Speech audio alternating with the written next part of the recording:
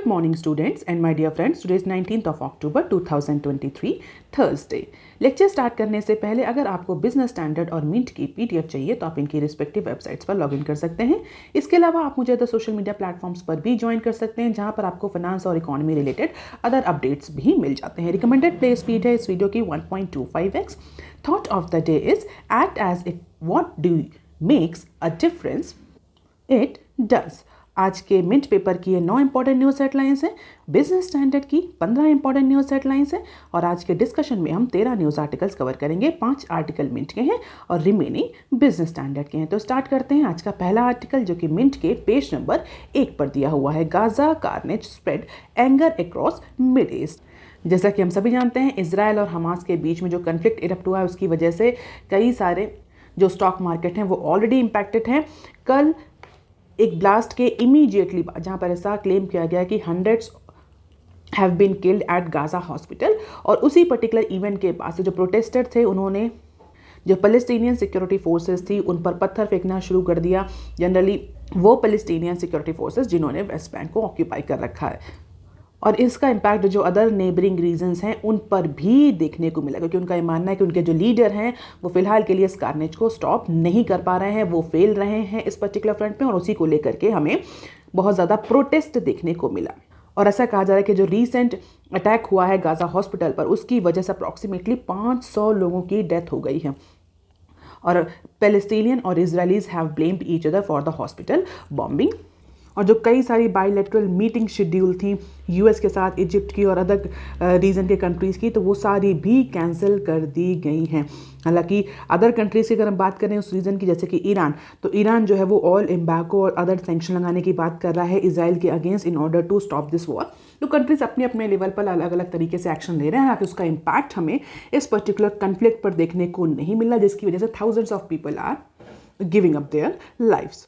सो इसी की वजह से जो stock falls as a conflict escalate, जैसे कि इजराइल और हमास के बीच में जो कन्फ्लिक्ट एक्सकेलेट हुआ जिसका इम्पैक्ट हमें उस पर्टिकुलर रीजन के अदर कंट्रीज़ पर भी ये देखने को मिल रहा है, उसका इम्पैक्ट सीधा सीधा हमें इंडियन स्टॉक मार्केट पर भी देखने को मिला। वेडनेसडे को जो इंडियन शेयर्स हैं वो इस कन्फ्लिक्ट की वजह से, एक कन्फ्लिक्ट एस्केलेट होने की वजह से फॉल कर गए हैं और ऐसा एंटिसिपेट किया जा रहा है कि जो इजराइल हमास वॉर है, जो कन्फ्लिक्ट है, ये अभी आगे आने वाले टाइम में वेस्ट एशियन रीजन पर भी स्प्रेड कर जाएगा और ये लॉन्ग टर्म रहने वाला है। जैसा एंटिसिपेट किया जाए तो जल्दी ही इस वॉर को वाइंड अप कर दिया जाएगा, लेकिन ऐसा एक्सपर्ट्स का कहना है कि ऐसा होता हुआ नहीं दिख रहा है, जिसकी वजह से जो अदर स्टॉक मार्केट हैं, अदर इमर्जिंग कंट्रीज़ की स्टॉक मार्केट हैं, जो अदर ग्लोबल फाइनेंशियल पैरामीटर्स हैं, उन पर भी इस वॉर का इम्पैक्ट देखने को मिलेगा। अगर हम बात करें ब्रेंट क्रूड प्राइस तो वो भी इंक्रीज़ हुआ है, गोल्ड प्राइजेस भी इंक्रीज़ हुए हैं, क्योंकि डेफिनेटली इमर्जिंग इकोनॉमीज़ जो है वो रिस्की हैं। तो अब इमर्जिंग इकोनॉमीज़ में पुल ऑफ देखने को मिलना, जिसकी वजह से रुपी डेप्रिसिएशन, क्रूड ऑयल के प्राइस भी इंक्रीज़ हो रहे हैं, गोल्ड के प्राइसेस भी इंक्रीज़ हो रहे हैं और स्टॉक मार्केट जो है वो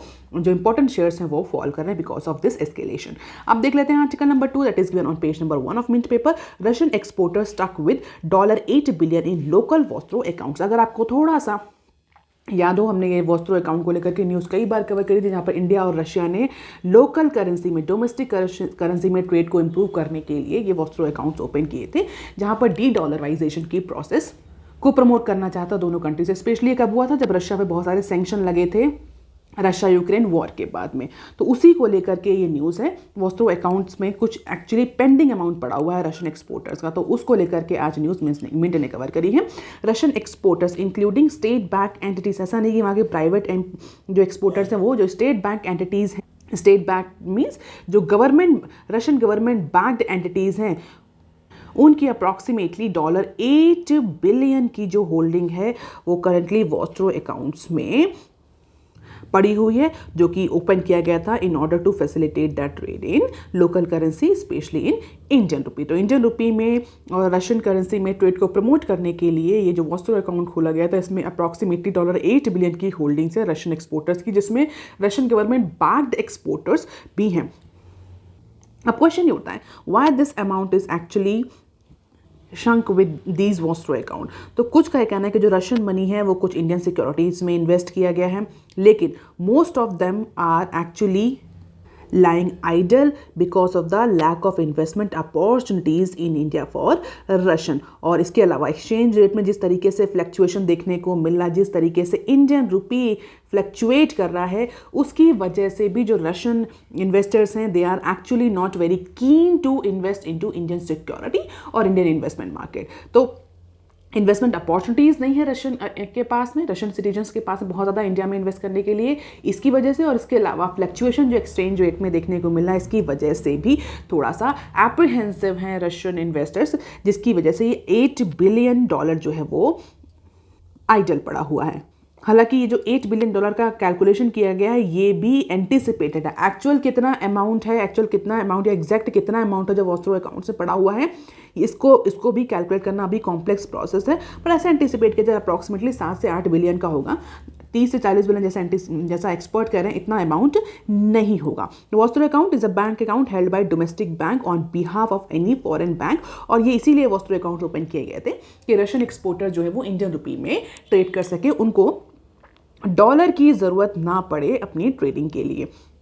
and this foreign bank use vostro account to conduct the transaction, जिसमें forex settlement, cross border payment, investment जैसे जो ट्रांजेक्शन हैं वो सब इंक्लूडेड होते हैं। इट मीन्स इंडिया में अगर फॉरेक्स सेटलमेंट करना है, इंडिया को कोई पेमेंट करना है, इंडिया में कोई इन्वेस्टमेंट करना है, these vostro accounts are needed for these Russian investors, जिससे कि इनको बहुत ज़्यादा डॉलर की ज़रूरत ना पड़े, क्योंकि ऑलरेडी रशिया पर बहुत ज़्यादा सैंक्शन लगे थे। अगर आपको याद हो तो स्विफ्ट के सिस्टम से भी रशिया को बैन कर दिया गया था after Russia Ukraine war erupted। आप देख लेते हैं article number 3 that is given on page number 1 of mint paper. Curb on sugar export to stay beyond October. तो मिंट ने जैसा एंटिसिपेट किया था, फाइनली गवर्नमेंट ने वही डिसीजन लिया। गवर्नमेंट ने वेडनेसडे को अनाउंस किया है कि जो शुगर के एक्सपोर्ट पर जो कब लगा था, जो कि अक्टूबर तक लगा था, वो अब अक्टूबर के बाद से भी एक्सटेंड किया जा सकता है, क्योंकि जिस तरीके से लोकल प्राइस शुगर के इंक्रीज हो रहे हैं डोमेस्टिक मार्केट में, एथेनॉल प्रोडक्शन को लेकर के शुगर की जो सप्लाई है रिस्ट्रिक्ट हो रही है। इसके अलावा at the end of sugar season जो क्लोजिंग स्टॉक है वो भी बहुत ज़्यादा नहीं एंटिसिपेट किया जाता। Because of all these 3 factor government is likely to continue this ban on sugar export beyond the October month, यानी अक्टूबर के आगे भी शुगर एक्सपोर्ट पर जो रिस्ट्रिक्शंस हैं, जो बैन हैं, वो लगे रहेंगे, क्योंकि गवर्नमेंट नहीं चाहती इलेक्शन से पहले किसी भी बेसिक कमोडिटी के जो प्राइस हैं वो बहुत ज़्यादा बढ़े और इन्फ्लेशन एक बहुत इंपॉर्टेंट मुद्दा बने अपकमिंग इलेक्शन में। तो शुगर प्राइसेस को कंट्रोल करने के लिए, क्लोजिंग स्टॉक्स को मेंटेन करने के लिए, एथेनॉल प्रोडक्शन को मेंटेन करने के लिए फिलहाल के लिए directorate general of foreign trade DGFT ने रॉ, वाइट और रिफाइंड शुगर के एक्सपोर्ट पर रिस्ट्रिक्शन लगा दी हैं। और अगर कोई भी एक्सपोर्टर शुगर, इस तरह की शुगर को एक्सपोर्ट करना चाहता है तो उन्हें पहले परमिशन लेनी पड़ेगी from food ministry to sell overseas, यानी उन्हें परमिशन लेनी पड़ेगी। इनिशियली ये परमिशन जो रिस्ट्रिक्शन था केवल 31 अक्टूबर तक था, और मिंट और कई सारे एक्सपर्ट ऐसा एनालाइज कर रहे थे कि आगे भी एक्सटेंड होगा। फाइनली गवर्नमेंट ने इस कप को एक्सटेंड कर दिया टिल फर्दर ऑर्डर। कोई लास्ट डेट इस बार नहीं बताई गई है। हालांकि इसके अलावा कुछ एग्जम्पशंस भी दिए हैं, जैसे कि जो शुगर यूरोपियन यूनियन को एक्सपोर्ट करी जाती है, US को एक्सपोर्ट करी जाती है अंदर CXL और TRQ कोटा सिस्टम, कोई स्पेसिफिक कोटा सिस्टम है कुछ कंट्रीज़ के लिए, उसके तहत जो शुगर एक्सपोर्ट करी जाती है जिन कंट्रीज़ को, फिलहाल के लिए वो उस कोटा सिस्टम के तहत शुगर एक्सपोर्ट जो है वो एग्जेम्प्टेड है। तो यूरोपियन कंट्रीज़ और US जो है उनको शुगर इस कोटा सिस्टम के तहत एक्सपोर्ट करी जा सकती है अभी भी।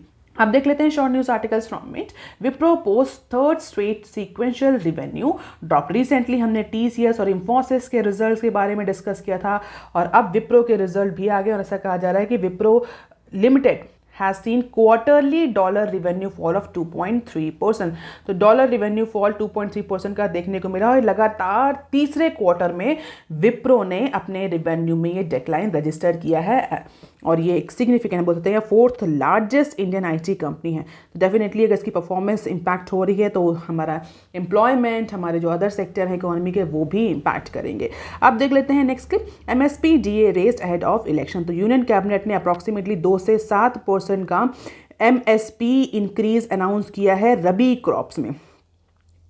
तो रबी क्रॉप में कौन कौन सी फसलें आती हैं? Wheat, barley, oat, peas, potato, tomato, beet, cabbage, ये जितनी भी इंपॉर्टेंट जो अगर हम देखें इंडिया में जो स्टेपल डाइट है ये रबी क्रॉप में होते हैं। Generally these crops require warm conditions for germination and cloud climate for growth. तो इलेक्शन से पहले गवर्नमेंट ने 2 से 7% का इंक्रीज़ किया है एमएसपी पर। ऐसा कहा जा रहा है कि अभी तक का ये सबसे ज़्यादा एमएसपी है in case of rabi crop. इसके अलावा जो सेंट्रल गवर्नमेंट एम्प्लॉय हैं उनके डीए में भी इंक्रीज़ किया गया। डीए मीन्स इन्फ्लेशन लिंक्ड जो पे डियरनेस अलाउंसेस, उसमें भी इंक्रीज़ किया गया। जो सेंट्रल गवर्नमेंट के एम्प्लॉयज़ एंड पेंशनर हैं उनका डीए भी इंक्रीज हो चुका है।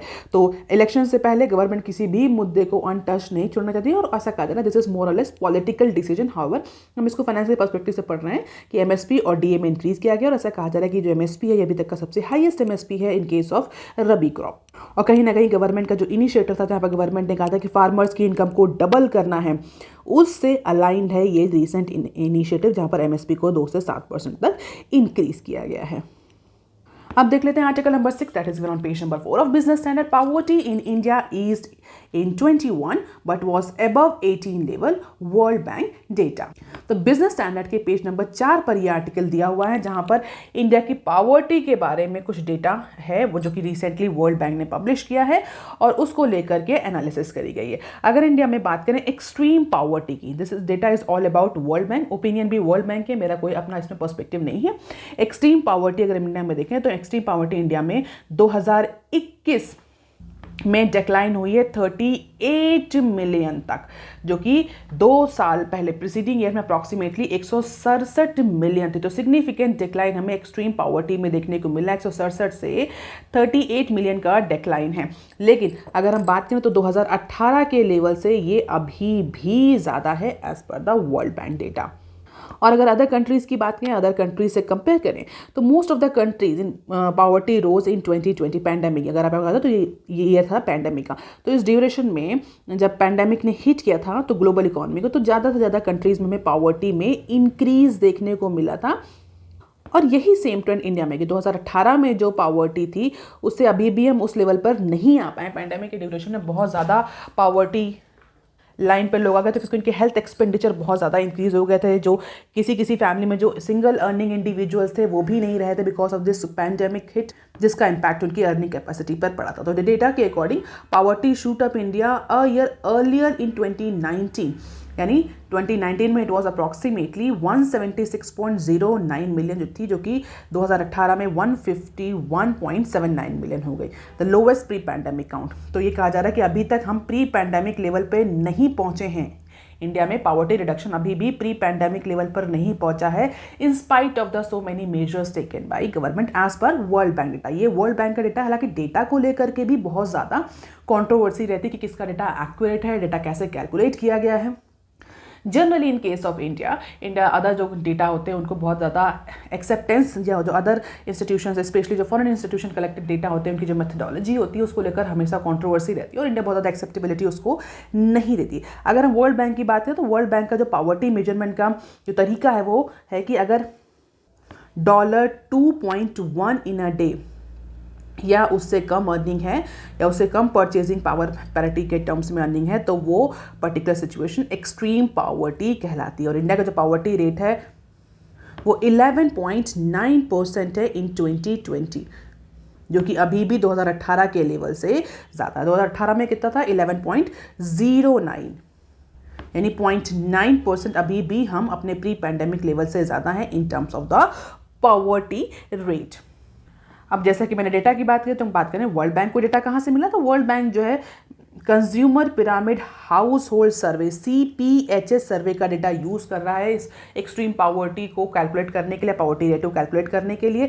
इंडिया में data centre for monitoring Indian economy CMIE जो है वो कलेक्ट करता है। तो CMIE के डेटा कलेक्शन के बेसिस पर वर्ल्ड बैंक ने इंडिया में पॉवर्टी रिडक्शन के डेटा को कैलकुलेट किया और उसके अकॉर्डिंग अभी भी हम प्री पैंडेमिक लेवल पर नहीं पहुंचे। हालांकि रिडक्शन देखने को मिल रहा है पिछले 2 साल 2019-20 और इन सबके कंपैरिजन में पॉवर्टी रिडक्शन तो हुआ है 2021 में, लेकिन अभी भी हम प्री पैंडेमिक लेवल पे नहीं पहुंचे हैं, neither in terms of absolute number nor in terms of rate.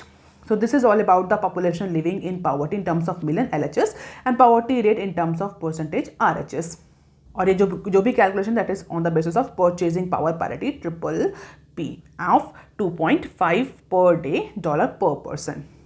आप देख लेते हैं article number 7 that is given on page number 4 of business standard.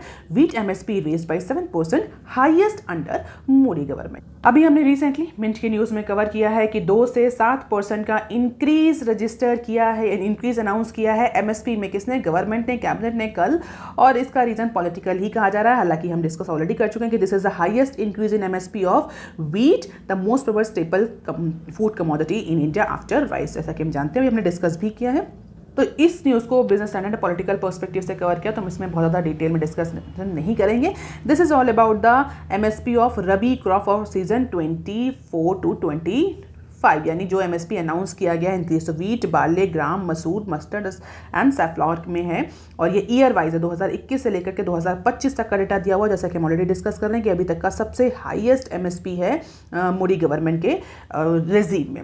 इसके अलावा wheat MSP over the year, केवल वीट एमएसपी की बात करी गई 2014 से लेकर के 2025 तक की डेटा। कंटिन्यूअसली अगर हम देखें तो एमएसपी में इंक्रीज ही रजिस्टर हो रहा है, या तो स्टैग्नेंट है या तो इंक्रीज। और इस बार सबसे ज़्यादा एमएसपी अनाउंस करी गई है, दैट इज अप्रॉक्सीमेटली 2275 रुपये।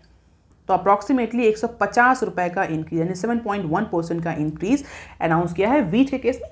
अदर कमोडिटीज अगर हम देखें तो ग्राम हो गया, बार्ले हो गया, मसूर हो गया, मस्टर्ड, सैफ्लॉवर, सब में कुछ परसेंट है। तो 2 से 7% का ओवरऑल चेंज जो है वो एमएसपी में अनाउंस किया गया, या इंक्रीज, चेंज करना तो ठीक नहीं होगा, इंक्रीज अनाउंस किया गया है। अब देख लेते हैं article number 8 that is given on page number 6 of business standard. Government identifies nearly 300 initiative under ₹80 trillion vision. कल की न्यूज़ में हमने डिस्कस किया था कि हमारे जो प्राइम मिनिस्टर ने अनाउंसमेंट करी है 2047 विजन, किसके लिए? मैरीटाइम इंफ्रास्ट्रक्चर के लिए। हमने उसको डिस्कस भी किया था। अगर आपने कल की न्यूज़ नहीं सुनी है तो आप इस न्यूज़ को जाकर के सुन सकते हैं। उसी न्यूज़ का आज एक्सटेंशन है। तो मिनिस्ट्री ऑफ पोर्ट, शिपिंग और वाटरवेज ने जो मैरीटाइम विजन 2047 ट्यूसडे को अनाउंस किया है, उसके अंदर अप्रॉक्सीमेटली 300 इनिशिएटिव्स आइडेंटिफाई किए गए हैं, जिससे कि इंडिया को इंटरनेशनल लेवल पर, ग्लोबल लेवल पर मैरीटाइम लीडर डिक्लेयर करने में, लीडर की जो पोजीशन अचीव करने में हेल्प मिलेगी। So this vision required estimation amount of और investment amount of approximately 80 trillion. हम ऑलरेडी डिस्कस कर चुके थे। हमने ये भी डिस्कस किया था कि PPP मॉडल के तहत गवर्नमेंट इतना इन्वेस्टमेंट करेगी। It means public private partnership. Public means government भी इन्वेस्ट करेगी, प्राइवेट मीन्स प्राइवेट सेक्टर भी इन्वेस्ट करेगा, और उन दोनों की पार्टनरशिप के बेसिस पर ये 80 ट्रिलियन का इन्वेस्टमेंट जो है इस मैरीटाइम विजन 2047 में होना है। और 25 साल का टारगेट रखा गया है, और हर साल कई सारे माइलस्टोन्स सेट किए गए हैं। और इसमें कार्बन न्यूट्रलिटी, जितने भी ऑल मेजर पोर्ट है, कितने मेजर पोर्ट हैं? 12 मेजर पोर्ट हैं इंडिया में, 2 प्रपोज्ड और भी हैं आगे बनाने के लिए। तो 12 मेजर पोर्ट में carbon neutrality, it means carbon emission को 0 कर देना।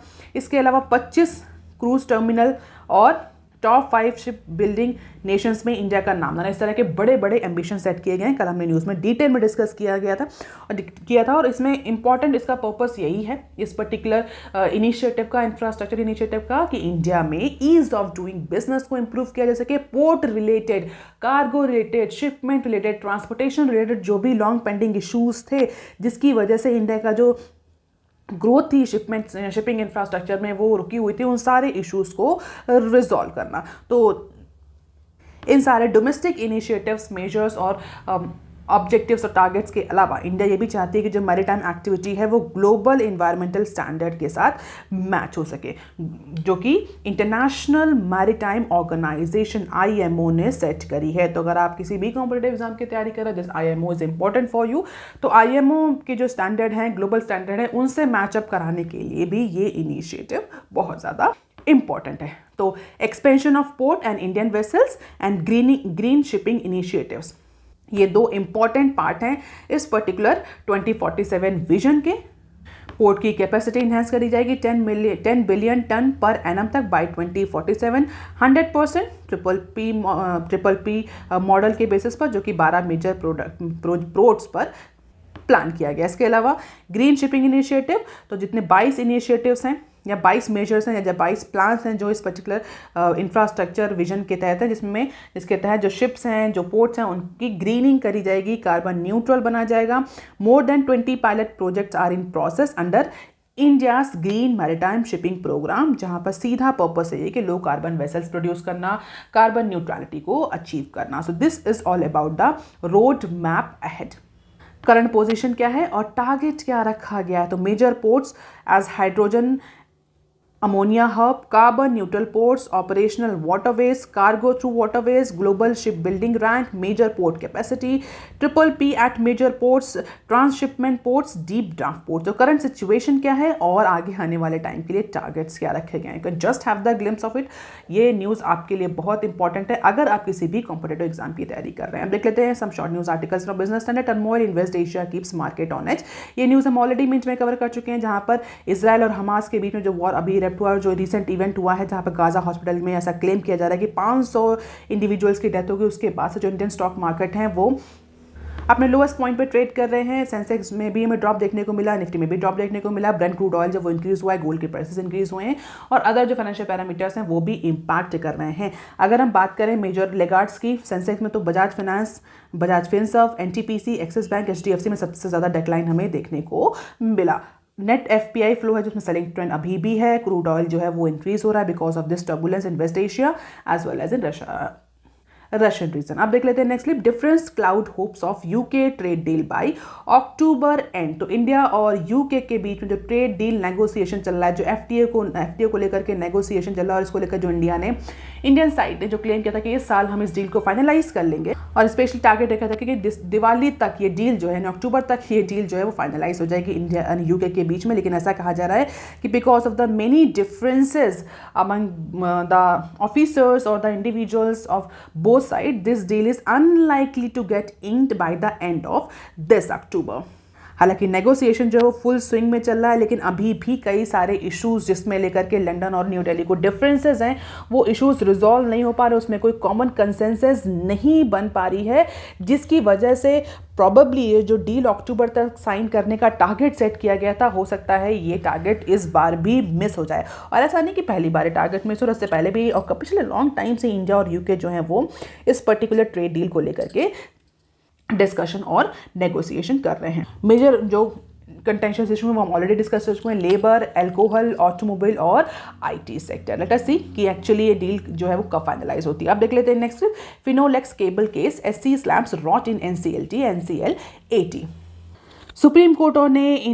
सुप्रीम कोर्ट ने वेडनेसडे को शो कॉज नोटिस इशू किया है। किसको इशू किया है? 2 मेंबर्स, एनसीएलटी और NCLAT. What is this NCLT? National company law appellate tribunal, that is NCLAT और NCLT means national company law tribunal. यहाँ पर ए स्टैंड्स फॉर एपेलेट। तो एनसीएलएटी के 2 मेंबर्स को show cause notice supreme court ने issue किया है, जहाँ पर सुप्रीम कोर्ट ने पूछा है why contempt proceeding should not be initiated against this member for defying it's order in company dispute case. तो कंपनी के डिस्प्यूट फिनोलेक्स केबल केस में कुछ ऑर्डर सुप्रीम कोर्ट ने दिया था, तो सुप्रीम कोर्ट ने उसी ऑर्डर से एसोसिएट करते हुए इन 2 मेंबर्स को शो कॉज नोटिस दिया है और पूछा है कि इनके अगेंस्ट कंटेम्प्ट प्रोसीडिंग्स जो हैं वो क्यों ना इनिशिएट करी जाए। अगर मैटर की बात करें तो फिनोलेक्स केबल और फ्लूइड की जो एनुअल जनरल मीटिंग है उससे रिलेटेड ये मैटर है और सुप्रीम कोर्ट ने इस पर्टिकुलर इशू पर फिलहाल के लिए स्टे लगाया था। फिनोलेक्स और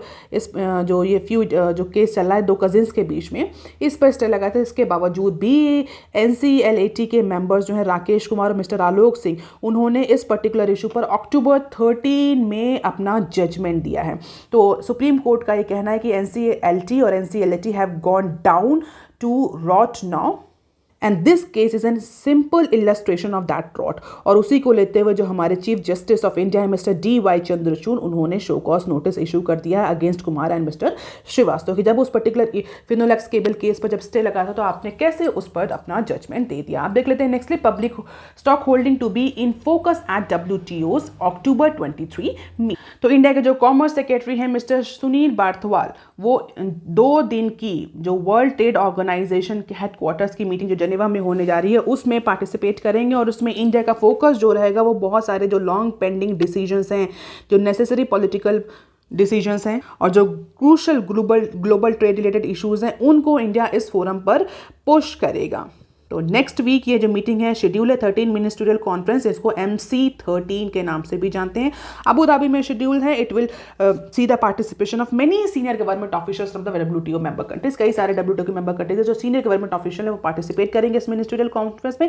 इंडिया की जो प्रायोरिटी रहेगी वो permanent solution India find out करने की कोशिश करेगा किस पर, public stock holding for food security purpose, क्योंकि generally food security, food export import को लेकर के इंडिया पर बहुत ज़्यादा केस चलते हैं कि इंडिया जब चाहे तब फूड एक्सपोर्ट बैन कर देता है और ग्लोबल फूड सिक्योरिटी से इंपैक्ट होती है। तो जो स्टॉक होल्डिंग है उसको, स्पेशली पब्लिक फूड की जो स्टॉक होल्डिंग है उसको लेकर के इंडिया इस बार एग्रीमेंट बनाने की कोशिश करेगा।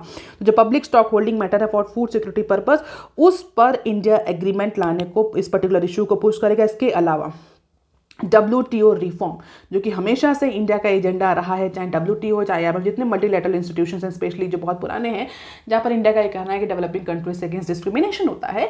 तो रिफॉर्म सिर्फ UN पे इंडिया नहीं एक्चुअली पिच करता है, अदर जो मल्टीलैटरल इंस्टीट्यूशन है WTO IMF, उसमें भी रिफॉर्म के लिए इंडिया जो है हर बार फोरम में अपनी वॉच उठाता है। तो public stock holding for food security purpose से लेकर के WTO रिफॉर्म, जो कि लॉन्ग पेंडिंग इशूज़ हैं, ग्लोबल ट्रेड इशूज़ हैं, उन पर इंडिया इस बार पुश करेगा, ऐसा हमारे कॉमर्स सेक्रेटरी मिस्टर सुनील का कहना है। अब देख लेते हैं nextly, BOB suspended executives linked to tampering with clients data in app. अभी रिसेंटली हमने डिस्कस किया था कि RBI ने BOB के मोबाइल एप्लीकेशन में नए सब्सक्राइबर की लैंडिंग को बंद कर दिया। जो ऑलरेडी एग्जिस्टिंग सब्सक्राइबर है वो भले ही यूज़ कर ले, लेकिन जो नए सब्सक्राइबर है वो रजिस्टर्ड नहीं कर सकते BOB का जो मोबाइल एप्लीकेशन है। रीज़न क्या था? डेटा सिक्योरिटी को लेकर कुछ रीज़न था, और RBI ने क्लियर इंडिकेशन दिया था, क्लियरली बोला था कि जब तक आप RBI के नॉर्म्स को फॉलो नहीं करेंगे तब तक कि आप अपने इस पर्टिकुलर मोबाइल एप्लीकेशन पर नए कस्टमर जो है उनको ऑन बोर्ड नहीं कर पाएंगे। तो after facing this regulatory wrath from RBI, now BOB is actually conducting internal investigation, और ऐसा कहा जा रहा है कि उसके तहत कई सारे जो एम्प्लॉयज़ हैं, स्पेशली कुछ टॉप एम्प्लॉयज़ हैं, एग्जीक्यूटिव्स हैं, उनको सस्पेंड कर दिया, क्योंकि ऐसा कहा जा रहा है कि उन्होंने कस्टमर डेटा से टैंपरिंग करी थी, जिसकी वजह से ही RBI ने ये डिसीजन दिया है। The bank has not come up with any statement on the how many number of employees it has been sacked, but ऐसा इनसाइडर ऐसा कहना है कि कई सारे सीनियर एग्जीक्यूटिव्स को इस पर्टिकुलर इशू से रिलेटेड या इस पर्टिकुलर इशू की वजह से उन्हें सस्पेंड कर दिया गया है। तो कुछ असिस्टेंट जनरल मैनेजर के इंडिविजुअल्स हैं, एलिगेशन उन पर ये है कि उन्होंने कस्टमर अकाउंट्स को मैनिपुलेट किया to increase the registration on the bank's mobile application. Bank mobile application में रजिस्ट्रेशन नंबर को इंक्रीज करने के लिए या इंक्रीज दिखाने के लिए उन्होंने कस्टमर डेटा मैनिपुलेशन किया, और जिसकी वजह से ये RBI से उन्हें सैंक्शन देखने को मिला। So that is all for today students, please like share and subscribe. Thank you, have a nice day.